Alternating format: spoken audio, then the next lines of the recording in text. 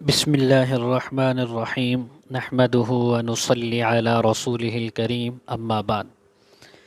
آج کی ویڈیو میں ہم بات کریں گے بیوی کے پستان چومنے، چاٹنے اور منہ میں لینے کا کیا حکم ہے، شریعت اس بارے میں کیا کہتی ہے۔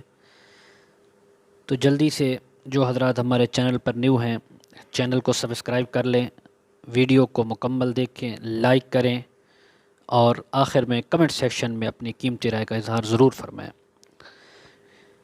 عورت کے جسم میں اللہ نے بعض اعضاء اور بعض جگہیں ایسی مقرر کی ہیں کہ جس کے گدگدانے سے، مسلنے سے، رگڑنے سے عورت کو ایک خاص قسم کی لذت، حلاوت محسوس ہوتی ہے۔ انہی اعضاء میں سے ایک اس کا عضو جو ہے وہ بیوی عورت کے پستان ہیں، سینہ ہے۔ اللہ تعالیٰ نے اس کے سینے میں ایک ایسی کشش رکھی ہے کہ جس کی طرف مرد بھی مائل ہوتا ہے، مرد کو بھی رغبت ہوتی ہے، اور جس عورت کا سینہ بڑا ہو تو آدمی اس عورت کو پسند بھی کرتا ہے۔ تو اس لیے عورت بھی اس بات کے اندر خوشی محسوس کرتی ہے کہ اس کے سینے، اس کے پستان کو چوما جائے، منہ میں لیا جائے، اس کو مسلا جائے۔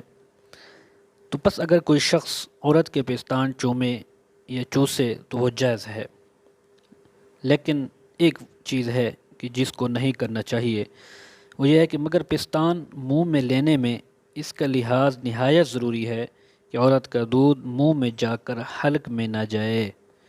اگر پستان چومتے وقت عورت کا دودھ نکل آیا اور وہ اس آدمی کے منہ میں چلا گیا، صرف منہ کی حد تک ہے تو پھر یہ مکروہ تحریمی نہیں، لیکن اگر وہ دودھ منہ میں آ کر حلق میں، پیٹ میں چلا گیا تو یہ مکروہ تحریمی ہے، حرام کام کیا ہے۔